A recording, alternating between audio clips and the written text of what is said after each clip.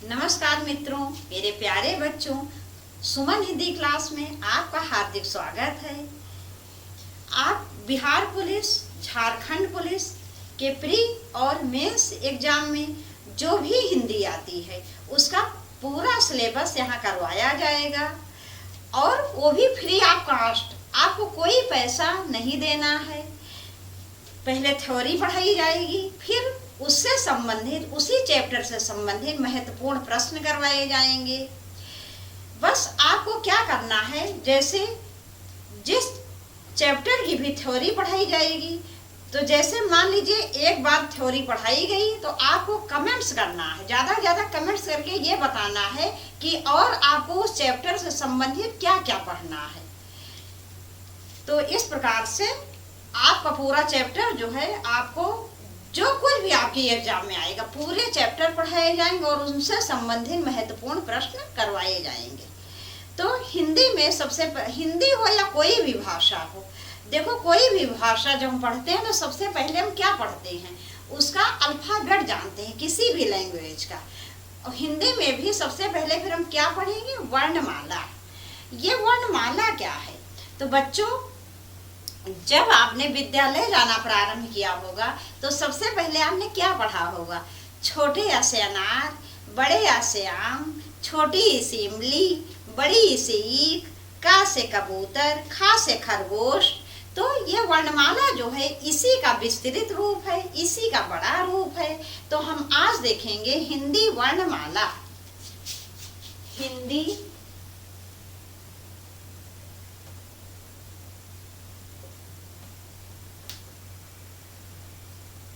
वर्णमाला।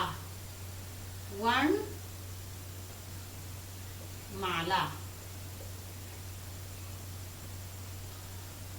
हिंदी वर्णमाला। तो वर्णमाला किसे कहते हैं हिंदी में?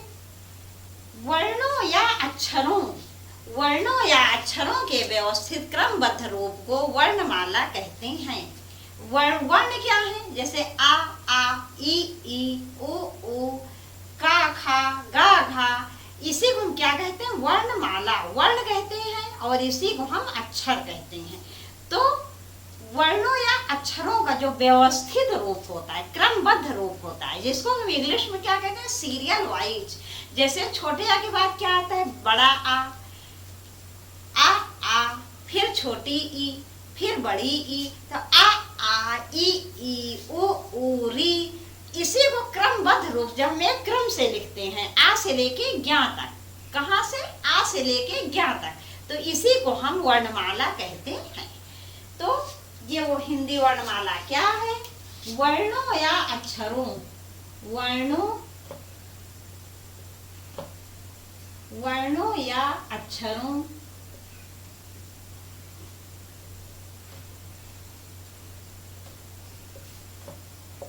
वर्णों या अक्षरों के व्यवस्थित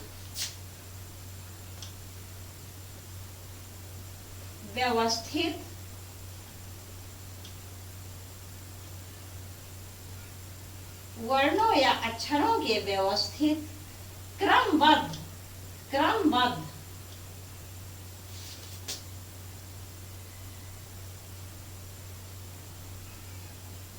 वर्णों या अक्षरों के व्यवस्थित क्रमबद्ध रूप को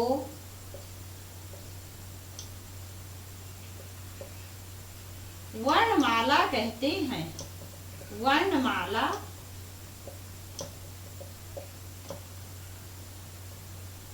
कहते हैं।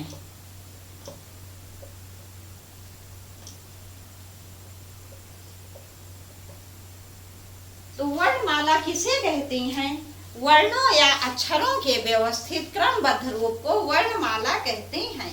जैसे आ, ई, ऊ, री, ए, ओ, अंग, इसी प्रकार जब हमें ये आ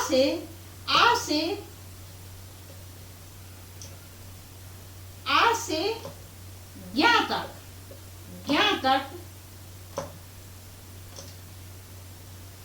आ से ज्ञ तक जब हम क्रम से लिखेंगे तो इसी को हम वर्णमाला कहेंगे। और यदि हम क्रम क्रम से नहीं लिखते हैं, यदि हम क्रम से नहीं लिखते हैं, जैसे कि मैंने ये लिख दिया छोटा आ, फिर मैंने छोटे आ के बाद क्या आता बड़ा आ, लेकिन मैंने बड़ा आ नहीं लिखा, मैंने क्या लिख दिया छोटी ई। फिर छोटी के बाद क्या आती बड़ी, लेकिन मैंने बड़ी नहीं लिखी, मैंने क्या लिख दिया बड़ा ऊ। फिर क्या आता है री आना चाहिए, लेकिन मैंने री ना लिख के ए लिख दिया। तो इसको क्या कहेंगे, इसको वर्ण समूह का नाम तो दे देंगे, इसको वर्ण समूह का नाम दे सकते हैं, लेकिन हम इसे वर्णमाला का नाम नहीं देंगे, इसे हम वर्ण समूह का नाम दे देंगे, क्योंकि ये क्रम से नहीं है। जैसे छोटे आ के बाद क्या आना चाहिए बड़ा, फिर छोटी ई, फिर बड़ी ई, लेकिन यहाँ मैंने छोटे आ के बाद छोटी ई लिख दी, फिर बड़ा ऊ लिख दिया, फिर ए लिख दिया, तो इसको मैंने क्रम से नहीं लिखा है, तो इसलिए इसको हम वर्णमाला का नाम नहीं देंगे, इसको वर्ण समूह का नाम दे सकते हैं। तो वर्णमाला क्या है, किसे कहते हैं वर्णमाला, तो वर्णों या अक्षरों के व्यवस्थित क्रमबद्ध रूप को वर्णमाला कहते हैं। जैसे कि आ से ज्ञा तक जब हम क्रम से लिखते हैं तभी हम इसको वर्णमाला का रूप दे सकते हैं। तो ये आपकी समझ में आ गया होगा, वर्णों या अक्षरों के व्यवस्थित क्रमबद्ध रूप को जब हम उसको क्रम से लिखते हैं, सीरियल वाइज लिखते हैं, तो हम इसे वर्णमाला कहते हैं। अब हम देखते हैं हिंदी वर्णमाला में वर्णों की कुल संख्या, हिंदी वर्णमाला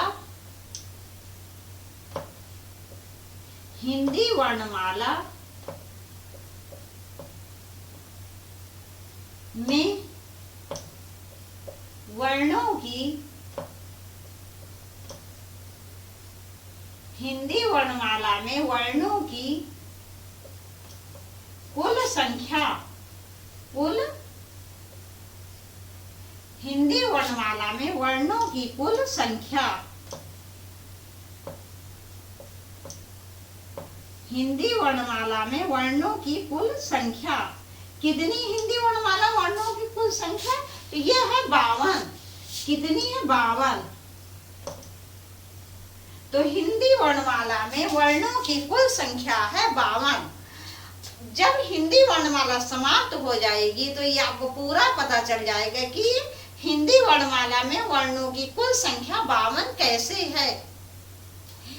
देखो बेटा, हिंदी व्याकरण जो है ये एक विज्ञान है। जैसे विज्ञान में हम जो कुछ भी कहते हैं उसे क्या करना पड़ता है, हमें उसे सिद्ध करना पड़ता है, उसे हम प्रूफ कर सकते हैं।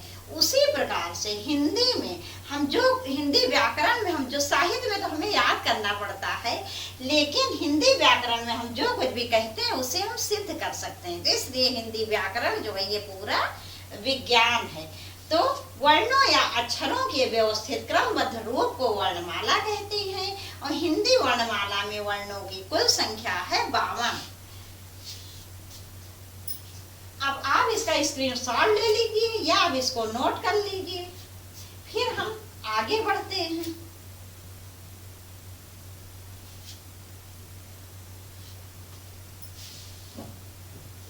अब हम देखते हैं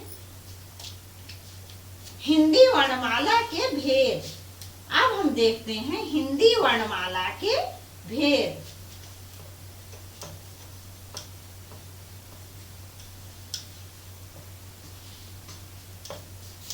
बच्चों, अभी मेरे पास व्हाइट बोर्ड है, मेरी आर्थिक स्थिति इतनी अच्छी नहीं है, इसीलिए मैं अभी व्हाइट बोर्ड का ही प्रयोग कर रही हूँ, लेकिन कंटेंट आपको बहुत अच्छा मिलेगा और आपको प्रश्न भी बहुत अच्छे महत्वपूर्ण प्रश्न आपको मिलेंगे। हिंदी वर्णमाला, हिंदी वर्णमाला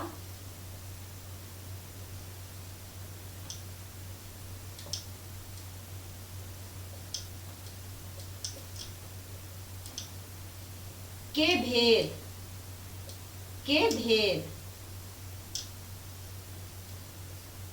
हिंदी वर्णमाला के भेद। तो हिंदी वर्णमाला के भेद कितने हैं? दो, इसे दो भागों में बांटा गया है। वो दो भाग कौन कौन से हैं? वो दो भाग हैं स्वर और व्यंजन। क्या है? पहला है स्वर, पहला है स्वर और दूसरा है व्यंजन। पहला है स्वर और दूसरा है व्यंजन।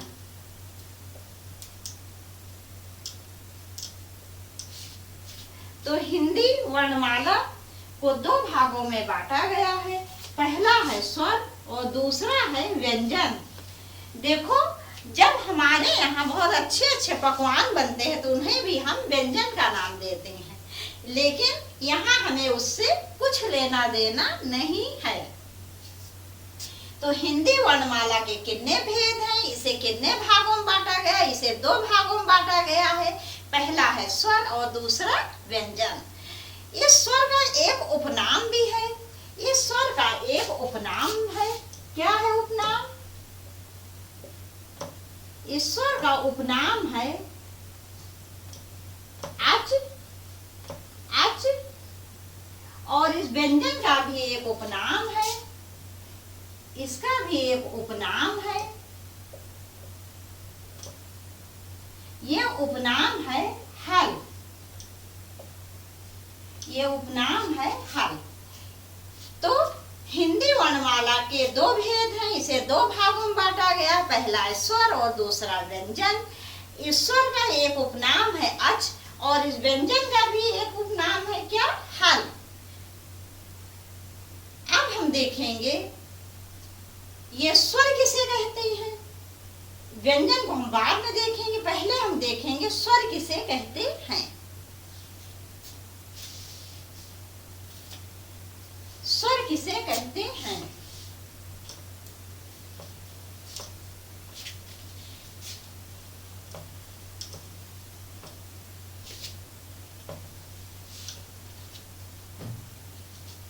स्वर,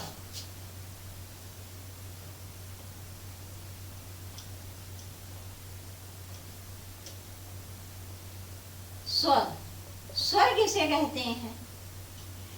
तो स्वर की परिभाषा ये है कि स्वर स्वतंत्र होते हैं।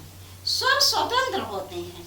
स्वतंत्र का क्या अर्थ है? स्वतंत्र का अर्थ ये है कि इनके उच्चारण में किसी अन्य वर्ण, अन्य वर्ण क्या है? व्यंजन।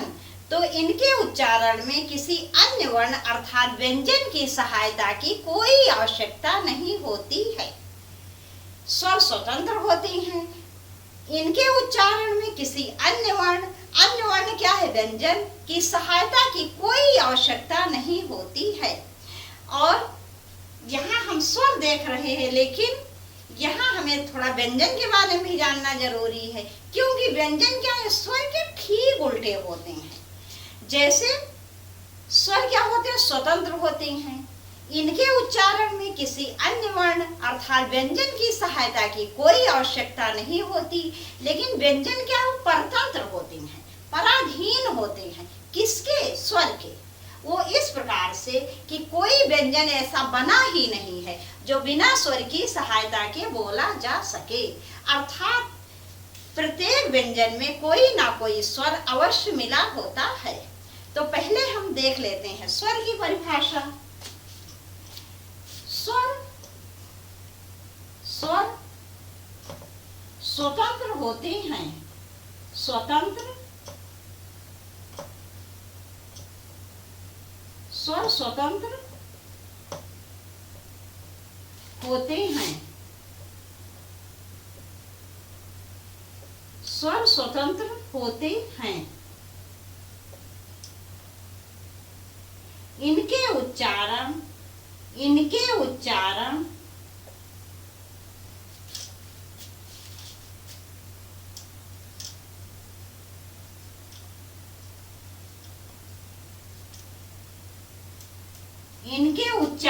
में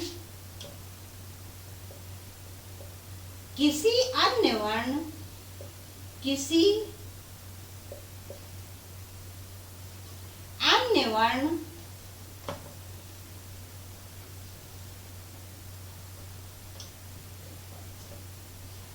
अर्थात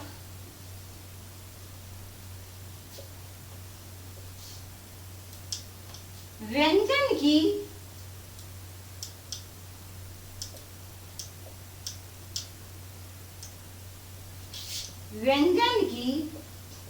सहायता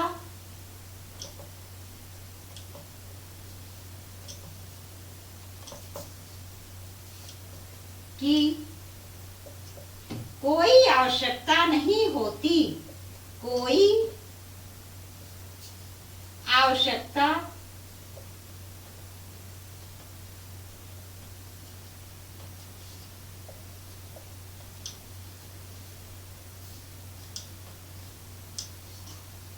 नहीं होती।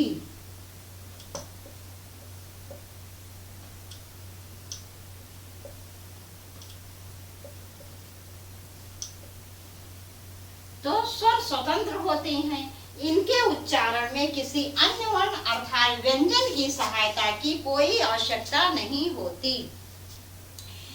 स्वर बिल्कुल स्वतंत्र हैं, ये स्वयं उच्चारित होते हैं। इनके उच्चारण में, इनको बोलने में, इनको लिखने में किसी भी अन्य वर्ण, कौन से वर्ण, व्यंजन की सहायता की कोई भी आवश्यकता नहीं होती है। इसका बच्चों आप स्क्रीनशॉट ले लीजिए, नोट कर लीजिए, फिर हम आगे बढ़ते हैं। वैसे आपको नोट करना चाहिए, एक मनोवैज्ञानिक नियम है कि जो चीज हम जितनी बार लिखते हैं वो हमें बहुत अच्छी तरह से याद हो जाता है, समझ में आ जाता है। वैसे यहाँ हमें समझना ज्यादा है, याद बहुत कम करना है। देखो बच्चों, जब हम हाई स्कूल, इंटर या बीए की पढ़ाई करते हैं तो हमें रटना ज्यादा पड़ता है और समझना कम पड़ता है, लेकिन जब कंपटीशन लेवल में आते हैं तो हमें समझना ज्यादा रहता है और रटना कम रहता है। तो अब हम आगे बढ़ते हैं, देखते हैं हिंदी में स्वरों की संख्या।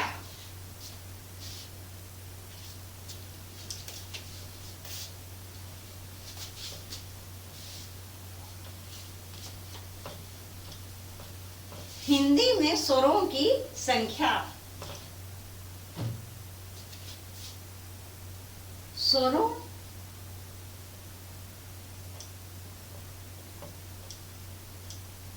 स्वरों की संख्या।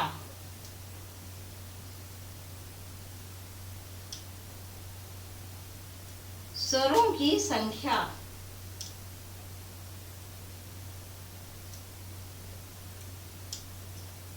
स्वरों की संख्या कितनी? 11। कितनी? 11। तो हिंदी में स्वरों की संख्या है 11। ये 11 स्वर कौन कौन से हैं? आ,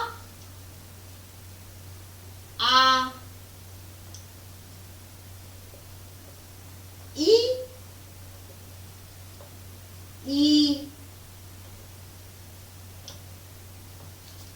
उ,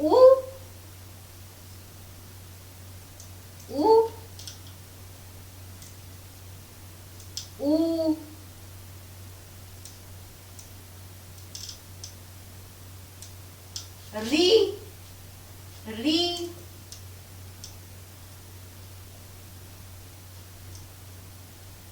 ए, आई,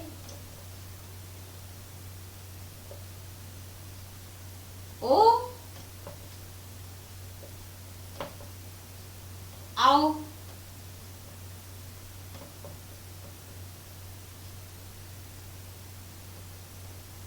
तो हिंदी में स्वरों की संख्या यही 11 है। कौन कौन सी? आ, ई, उ, री, ए, ओ, आओ। देखो 11 हो गई। 1 2 3 4 5 6 7 8 9 10 11। तो आपके यहाँ हिंदी वर्णमाला में यही 11 स्वर हैं। बहुत सी गाइड में 13 लिखे हैं जो कि गलत है। तो आपके यहाँ यदि आपसे कभी भी पूछा जाए हिंदी वर्णमाला में स्वरों की संख्या कितनी है तो आप 11 ही लिखेंगे।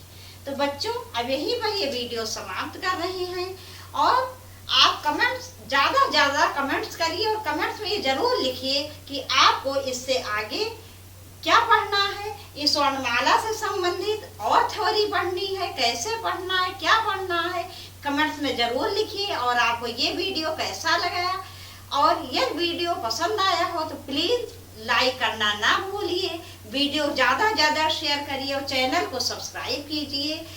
यदि आप कमेंट्स करते हैं, बताते हैं हमें ये ऐसे पढ़ना है, तो आपको पूरी हिंदी पढ़ाई जाएगी, बहुत ही अच्छी तरीके से सारे चैप्टर की थ्योरी पढ़ाई जाएगी और ज़्यादा महत्वपूर्ण प्रश्न करवाए जाएंगे।